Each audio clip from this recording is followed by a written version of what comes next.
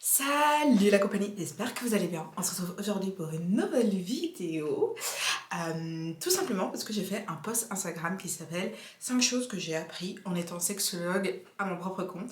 Et je me suis dit pourquoi pas en faire une vidéo où comme ça je peux un peu plus en parler dans le détail. Parce que c'est vrai que sur Instagram, ben voilà, c'est dans la description. Est-ce que les gens lisent vraiment la description? Parce que c'est vrai que j'ai fait un petit pâté parce que j'avais vraiment envie de parler et de pas juste utiliser ChatGPT. Voilà, parce que j'en ai un peu marre des bios où on voit clairement que c'est GPT avec les petits trucs, nanana. Et après, je comprends parce que c'est tout simplement plus rapide, plus simple dans un monde où en fait il faut juste créer plus de contenu, être assez régulier, si on veut tout simplement être vu et que l'algorithme nous aime, etc. Et que voilà, il faut que tout aille vite et tout. Mais je pense que et ce que j'ai envie, c'est d'avoir un contenu authentique et de vraiment pouvoir en parler, quitte à peut-être poster un peu moins, quitte à être peut-être vu moins, parce que mon but, en fait, j'ai vraiment réfléchi, c'est pas d'avoir des milliers d'abonnés, c'est d'avoir vraiment des gens qui aiment ce que je fais, qui ont envie d'en avoir, qui ont envie d'en savoir plus sur la sexologie, des possibles patients. Et pour ça, j'ai pas besoin non plus d'avoir des milliers et des milliers de personnes. Vous voyez ce que je veux dire? Donc, tant que ça reste authentique, que ça reste moi, que je peux vous aider, peut-être que voilà, ça intéresse certaines personnes d'ex-sexologues un jour, qui c'est sexologue, psychologue, parce que je lis un peu les deux. Dans ce post-là et dans cette vidéo aussi ici, vu que je suis les deux. Et je pense qu'il y a certaines personnes, d'ailleurs ça m'est arrivé récemment, qui viennent parce que je suis les deux, justement, parce que je suis sexologue et psychologue, et elles ont besoin d'avoir vraiment une écoute qui parfois, ben oui, ça sera basé sur la sexualité pour certaines choses, mais qu'au final, elles ont aussi besoin peut-être juste d'un suivi psychologique. Et étant les deux, ben, elles se disent, bah, c'est parfait.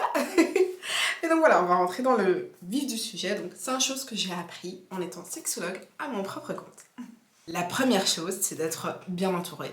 Et par bien entouré, je veux dire autant professionnellement que de votre famille, de votre entourage, parce que ça aide tout simplement. Je veux dire, bien sûr, on peut réussir toute seule, tout seul, mais savoir qu'il y a des gens qui repostent, savoir qu'il y a des personnes autour de vous qui ont envie d'entendre ce que vous avez à dire par rapport à votre projet, et du coup de pouvoir le partager, de y réfléchir, voilà, il y a de nouvelles idées, c'est bien sûr super important d'avoir des moments seuls, mais je trouve que être bien entouré, moi, ça m'a vraiment aidé aussi à croire en moi, à croire en mon projet, parce que j'avais des gens autour de moi, des amis, mais vraiment formidables, qui étaient, mais go, enfin, fais-le, nous on est là, si t'as besoin d'aide pour ci, ci, ça, parce qu'on a toujours quelqu'un autour de nous, soit qui s'y connaît en marketing, il y a plein de choses que moi je savais pas, tout ce qui est Google Ads, devoir faire un compte Google Business, ce genre de choses juste pour que on soit visible, vous voyez, parce que en réalité c'est pas que on soit un mauvais ou une bonne ou voilà ou un bon sexologue psychologue,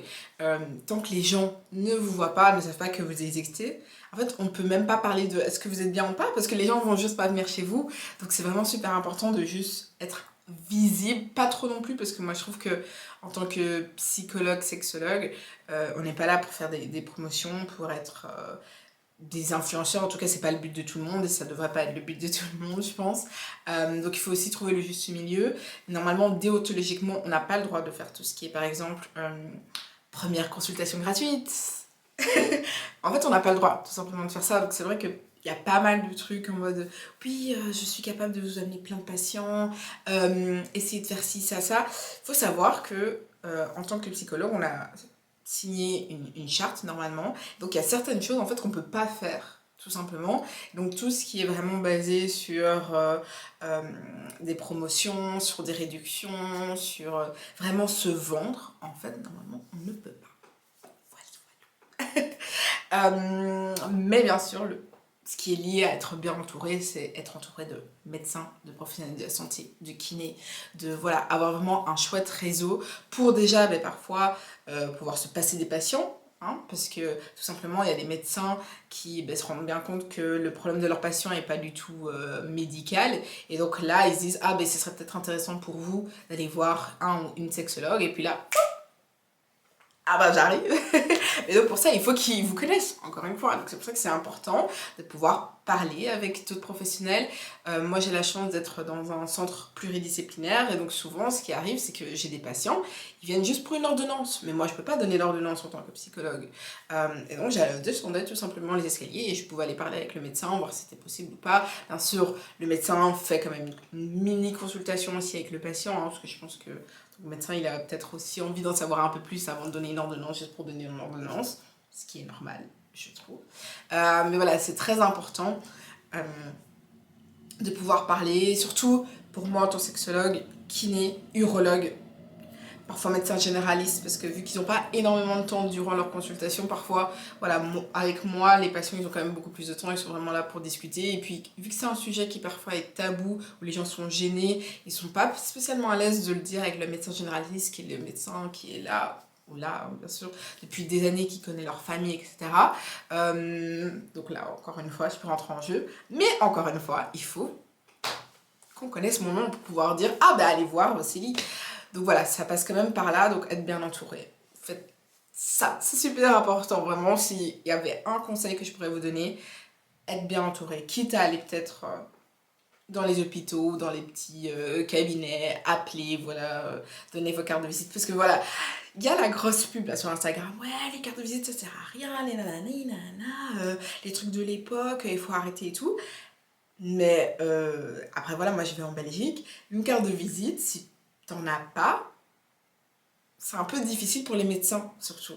Parce que les médecins, voilà, ils peuvent donner à leurs patients directement la carte de visite. Si on sait quoi, c'est prendre une photo. Moi, j'ai été patient quand tu fais la photo. Est-ce que tu utilises vraiment, voilà, quand tu fais la carte de visite, pas tout le temps, mais c'est vrai que parfois ça aide, parce que même pour les patients que j'ai et qui veulent que moi je contacte, par exemple, leur kiné pour qu'on puisse se mettre d'accord sur comment avoir une meilleure approche, et qu'ils puissent me donner juste la carte de visite de leur kiné, c'est 10 fois plus simple aussi pour moi. Donc voilà, moi je pense que les cartes de visite, ça sert encore les amis, ça sert. C'est juste que ça sert pas de la même façon peut-être qu'avant. Je pense que c'est beaucoup moins, on distribue ça aux patients directement sans avoir de demande, vous voyez. Je pense que, alors là, oui, la carte se perd plus facilement, se met à la poubelle, etc. Je pense qu'il faut quand même une intention déjà de la personne pour lui donner votre carte, mais les cartes de visite servent encore. Après, bien sûr, il existe les cartes de visite électroniques, vous pouvez juste scanner, etc. Mais je pense que c'est vraiment important d'avoir les cartes de visite quand vous commencez. Le deuxième point, c'est... Le deuxième point, c'est tu choisis quel type de psychologue, sexologue tu veux être. Et ça, c'est super important. Et c'est pour ça qu'avant de vous lancer, si vous avez le temps, voilà, tout le monde n'a pas le temps, hein, donc je dis pas, voilà, parfois ça se crée au fur et à mesure, mais de vraiment vous poser et de vous dire quel type de psychologue, sexologue j'ai envie d'être pour mes patients. Voilà, est-ce que je suis plutôt quelqu'un de très cash? Est-ce que je suis plutôt quelqu'un qui va être en systémique, en thérapie brève, en psychanalyse? Voilà, est-ce que j'aimerais peut-être mettre d'autres choses dans ma pratique? Par exemple, moi en ce moment, je mets beaucoup d'art-thérapie. Enfin, j'essaie vraiment d'amener mes patients à trouver les bons mots, mais pas spécialement en parlant de sexualité, vous voyez, ou alors voilà, en dessinant, en imaginant des choses. Je trouve que c'est beaucoup plus simple parfois parce que on ne se rend pas toujours compte à quel point ça peut être difficile pour certaines personnes de parler de sexualité, même si elles prennent rendez-vous chez une sexologue. Et donc amener ça par l'art, parfois c'est juste plus simple. Donc voilà, je pense que c'est vraiment important de se dire qu'on choisit quel type de psychologue, quel type de sexologue on veut être et que c'est pas grave, que ça plaise pas et qu'au contraire, le savoir, le dire peut-être parfois en avance, ça permet aussi des gens pour qui ça ne convient pas de tout simplement ne pas continuer avec vous et aussi de vous pouvoir être la personne dont vous avez envie. Et c'est important au long terme pour que vous puissiez tout simplement aimer ce que vous faites. Pour pas terminer à juste écouter les gens, à vous endormir, parce que oui, il y a des thérapeutes, il y a des gens comme ça. Il faut dire ça. Parce que j'ai quand même entendu de sacrées histoires, donc je sais que ça existe. Et donc je pense que c'est important d'aimer ce qu'on fait. Et donc pour ça, c'est aussi d'aimer la personne qu'on est quand on le fait. Et donc n'hésitez pas à vraiment vous poser cette question, quel type de sexologue j'ai envie d'être, parce qu'il en existe plein, comme il existe plein de psychologues, comme il existe plein de personnes, tout simplement. Et c'est important de se poser cette question-là. Moi, je sais que je mets très en avant l'honnêteté. Dès le début d'une consultation, je dis que voilà, moi, mon but, c'est vraiment que les gens aillent bien, que ce soit avec moi ou sans moi. Voilà, donc que ce soit avec une autre thérapeute, une psychologue, une autre sexologue, voilà. Il n'y a aucun souci, mon but c'est juste que les gens aillent bien. Je suis très honnête, quand je ne sais pas quelque chose, j'ai aucun souci à ce qu'on en discute, à ce qu'on recherche ensemble. Et c'est vrai que je prône plutôt la thérapie brève, je suis beaucoup plus dans pousser le ou la patiente à elle-même trouver les choses, même si parfois moi je me rends compte exactement de ce qui ne va pas, parce que moi j'écris. Et donc c'est vrai que parfois c'est waouh, d'un coup on écrit ce que la personne pense, ce qu'elle dit, et puis tu te dis Et voilà, je trouve que c'est toujours beaucoup plus intéressant quand ça vient du patient et qu'il se dit ah mais ouais, ah mais du coup voilà, mais réfléchissez-y si jamais vous avez envie de vous lancer. Je trouve que c'est super important de se poser cette question-là. De aussi comment je veux que ma pratique soit, où elle soit.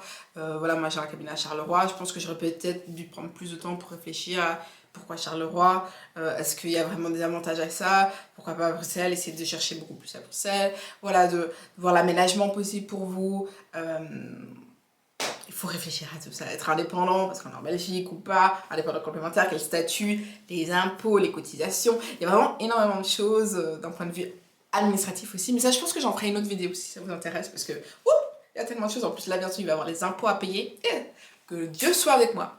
Troisième point, et ça, je me rends compte de plus en plus, parce que maintenant, je commence quand même à avoir de plus en plus de patients et à sentir les choses, comme on peut dire, c'est que souvent le patient ou la patiente vient avec une demande. Et plus on parle, et plus on se rend compte que la vraie souffrance, le vrai mal-être, a rien à voir avec la demande. Ou alors parfois ça a à voir, mais on se rend compte que est-ce que c'est pas spécialement le bon moment pour réellement trouver une solution à sa demande? Est-ce que trouver une solution à votre demande vous rendrait plus heureux? Et puis on en discute et puis on se rend compte que pas du tout en fait. Que ce serait plus essayer de trouver un aménagement ou voilà, quelque chose qui permet de rendre ça possible dans le quotidien et d'avoir un certain confort qui les mettrait plus à l'aise que réellement arrêter ce pourquoi ils étaient venus. Je sais pas si vous captez ce que j'essaie de vous dire. Là d'un coup j'ai l'impression que c'est pas du tout clair alors que pour moi c'est clair. C'est très très clair vu qu'il est au quotidien, mais c'est vrai que comme ça peut-être pas. Mais par là je veux dire, je vous donne un exemple. Voilà, j'ai quelqu'un qui vient parce que, on va dire plutôt une femme, parce que ça arrive assez souvent, qui vient par un manque de désir. Elle est, voilà, j'arrive plus à avoir de rapport avec mon partenaire, j'ai plus de libido. Et puis on discute, puis on discute, puis on discute. Et puis on se rend compte qu'en fait, déjà c'est pas qu'elle a plus de libido ou plus de désir, c'est qu'elle a plus de désir, plus de libido envers son partenaire, ce qui est déjà différent. Puis on discute, puis on discute, puis on discute. Et on se rend compte que finalement, en fait, le problème, c'est pas qu'elle a plus de désir, plus de libido, c'est qu'en fait, il y avait un problème de communication dans son couple. Et le résultat était que du coup, elle avait moins de désir, moins de libido envers son partenaire. Et donc en fait, comme il y avait ce problème de manque de communication et que du coup, elle avait peut-être des difficultés à en parler, et ben sa solution, et parfois c'est inconscient, hein, c'est pas elle qui se dit bon je fais une grève de sexe, non, c'est son inconscient qui se dit ben voilà, comme j'en veux à mon partenaire et que j'arrive pas à lui dire, ben j'ai juste pas envie de lui, et ce qui est tout à fait un comportement de réaction logique qui arrive plus souvent que ce qu'on pense. Et donc parfois on pense qu'on n'a plus de désir et en fait non, c'est juste qu'il y a un souci, un conflit dans le couple et qu'on n'arrive pas à le verbaliser, et du coup notre corps tout simplement réagit pour nous. Et ça arrive très très souvent que parfois on a du mal à communiquer certaines choses, donc notre corps réagit à notre place. Ça peut être aussi une source de vaginisme parfois. On a un conflit avec soi-même, un conflit dans le couple, un conflit dans sa vie, on n'arrive pas à le verbaliser ou à en prendre conscience aussi. Du coup notre corps, pour nous protéger tout simplement, fait qu'on a des contractions lors des rapports, ou alors fait que parfois on a moins de désir, moins de libido. Tout simplement. Et donc c'est pour ça que je dis que souvent il y a une différence entre elle est venue en se disant j'ai moins de désir, moins de libido, help. Et finalement en fait c'était j'ai un souci de couple et j'aimerais bien le régler. Et en fait le fait de le régler lui permettra d'avoir une meilleure libido et plus de désir. Le quatrième point, et ça c'est un point je sais qui au début pour moi était super difficile. C'est que je suis jeune et donc j'avais peur que voilà on me dise ah mais c'est trop tôt, ou que les gens viennent pas parce que justement j'ai l'air jeune, qu'on me disait elle a aucune expérience, pourquoi elle va donner des conseils, etc.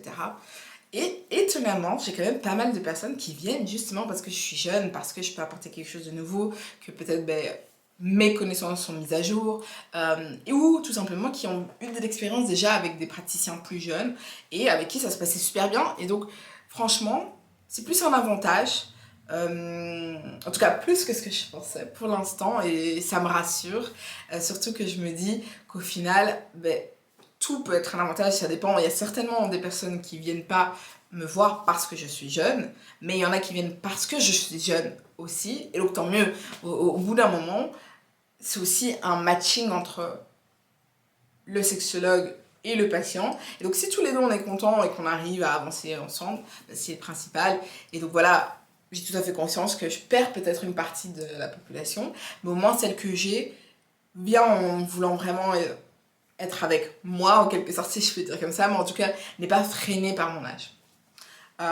Et lié à ça, il y a aussi le fait que je sois noire, si vous n'avez pas remarqué, africaine. C'est vrai que j'y avais déjà pensé dans le sens où, on va pas se mentir, il y a des préjugés, il y a des clichés. Ça peut être un frein, hein, tout simplement. Certaines personnes qui n'ont pas spécialement envie de raconter leurs problèmes, leurs soucis sexuels à quelqu'un de noir. Bien évidemment, ben, ces personnes-là, je les ai pas. Donc elles sont pas venues en consultation, mais j'ai des personnes qui sont venues parce que justement j'étais africaine. Et ça a été un peu étonnant pour moi. Surtout que là, ça fait quand même quelques mois que j'ai de plus en plus de personnes comme ça. Et je me disais, oh, bon, d'accord.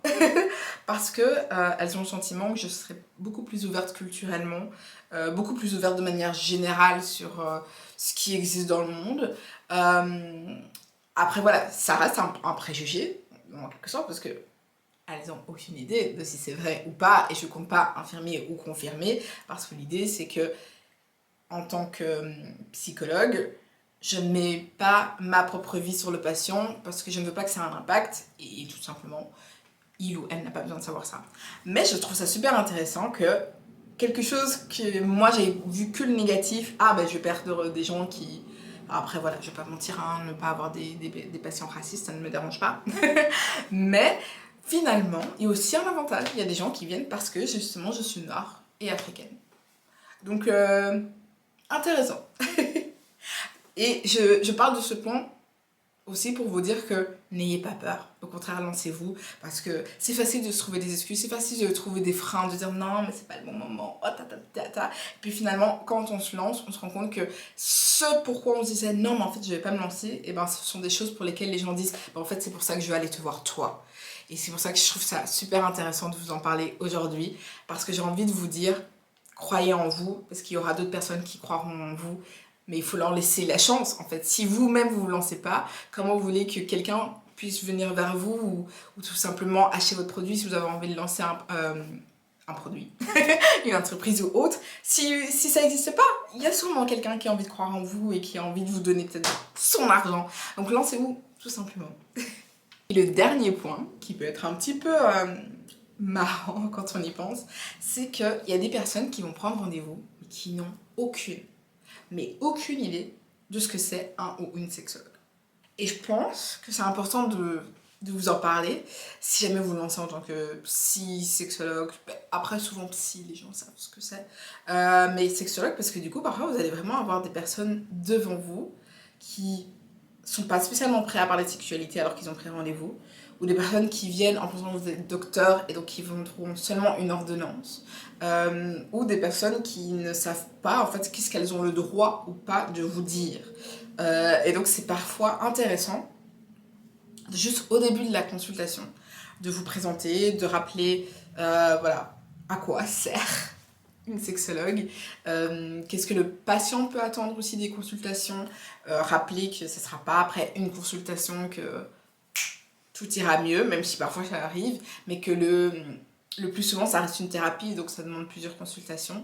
Donc je pense que c'est super important de mettre le cadre, de remettre le contexte, d'expliquer, de faire un peu d'éducation, hein, ça fait partie du travail de psychologue, de sexologue, et ne pas hésiter à le faire pour pas qu'il y ait de quiproquos à la fin de la consultation. Ah mais je pensais que vous alliez juste me donner un médicament. Ou alors pire, qu'au début de la consultation, la personne se lève et commence à se déshabiller. Je n'ai pas eu le cas, Mais j'aurais pu avoir le cas parce que ça m'est déjà arrivé, voilà, que le patient ou la patiente se dise est-ce que je peux vous montrer? Non, non, on ne montre pas, ça reste thérapeutique, c'est voilà, en tant que sexologue clinicienne, ici on part du principe que le souci est psychologique. Et donc par là, ça veut dire que c'est pas anatomique. Donc je n'ai pas besoin de voir. Et je ne veux pas voir. Voilà, bien sûr, parfois on fait des petits exercices de bassin ou ce genre de choses pour vous aider, mais ce n'est pas une consultation médicale. C'est très important de le répéter parfois. Voilà, pour pas avoir de mauvaises surprises. J'espère que cette vidéo vous a plu. On arrive à la fin des 5 choses que j'ai apprises. Après, je vais pas vous mentir, il y a encore plein d'autres trucs que j'ai pu apprendre, ou, voilà, comme le côté administratif dont je vous ai parlé, ou des petites choses. Donc si ce genre de vidéo vous plaît, n'hésitez pas à me le dire en commentaire. Je vous souhaite une bonne journée et je vous souhaite beaucoup d'amour. Attendez, non, je me suis perdue là. Je vous fais des gros bisous et je vous souhaite beaucoup d'amour.